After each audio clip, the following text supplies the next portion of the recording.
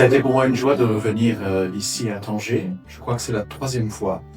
Une église sœur que j'aime beaucoup, très familiale, dont je connais finalement très peu de choses parce que, à part Tanger, je ne connais pas le reste du diocèse et du nord du Maroc. Et ce qui m'a frappé, tout spécialement cette fois-ci, c'est trois choses.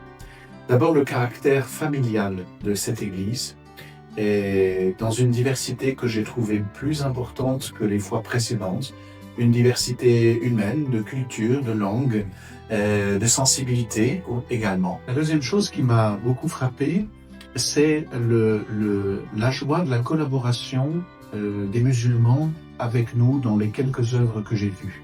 C'était très palpable de sentir cette joie qu'il y a de servir ensemble les plus petits.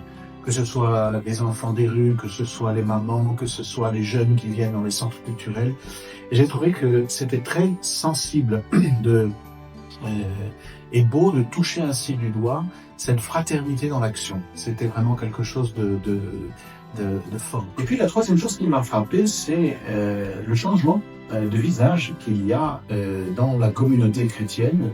Il y a beaucoup de personnes que je ne connaissais pas du tout, que je n'avais jamais rencontrées, et j'ai compris en parlant avec les uns et les autres que, en fait, le changement est fréquent et qu'il est donc difficile d'arriver à penser une action dans la durée lorsque les changements de personnes deviennent de plus en plus fréquents. Je pense que c'est un défi pour l'église de Tanger comme pour beaucoup d'autres de nos églises en Afrique du Nord.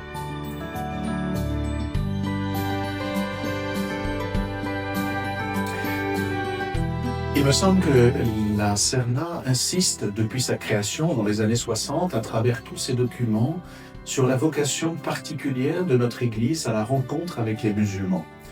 Et cela évidemment n'exclut pas du tout le fait de s'occuper des communautés chrétiennes qui sont belles, vivantes, nombreuses et qui ont besoin bien sûr d'un accompagnement pastoral, mais en soignant sans cesse et en remettant sans cesse sur le métier l'enjeu de la rencontre réelle avec les musulmans.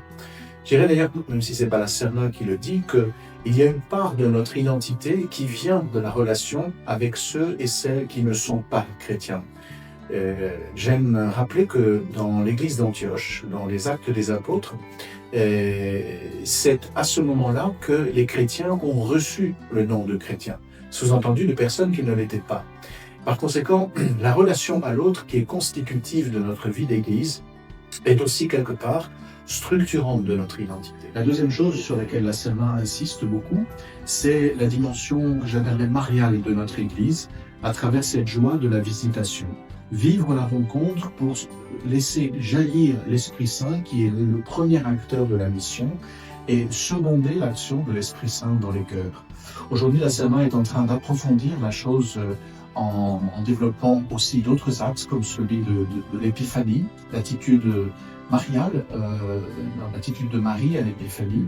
Et en tout cas, cette dimension mariale de nos églises est quelque chose de très fort et comme une sorte de fil conducteur que l'on retrouve depuis la création de la CERNA jusqu'à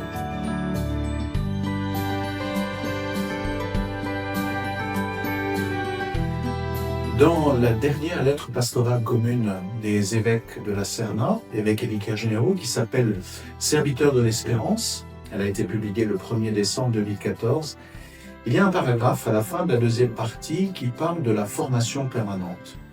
Et elle en parle pas seulement en termes de contenu à assimiler, à transmettre, ni même en termes de culture à connaître, de langue à apprendre, même si évidemment tout cela est très important, mais en termes de discernement permanent. Et il me semble que le plus important est de pouvoir s'interroger sans cesse, à nouveau frais, sur le moment d'église que nous vivons. Nous ne sommes pas des chrétiens aujourd'hui en Afrique du Nord comme ceux des premiers siècles, à l'époque d'Augustin et des autres, ni même comme il y a 40 ans. Quel est, à hauteur de parole de Dieu, le moment missionnaire que nous vivons?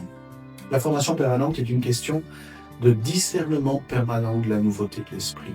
Et je crois que c'est vraiment cela que nous devons travailler en prenant les moyens de créer des structures, des instruments pour pouvoir accompagner cela. Pas seulement pour rester dans la réflexion, bien sûr, mais pour vivre cela. En rafraîchissant nos manières de faire, en étant créatifs en fonction des appels de l'esprit que l'on entend aujourd'hui, en ayant aussi le courage de transformer des choses qui existent déjà lorsque le besoin est présent, non pas pour faire toujours ce qu'on a toujours fait, mais pour être en phase, je dirais, avec le présent de l'esprit. Voilà, et donc ce paragraphe de Serviteur de l'Espérance, qui date déjà d'il y a 15 ans, me paraît aujourd'hui tout à fait valide et comme un appel renouvelé dans ce contexte d'une Église et d'un monde aussi qui change.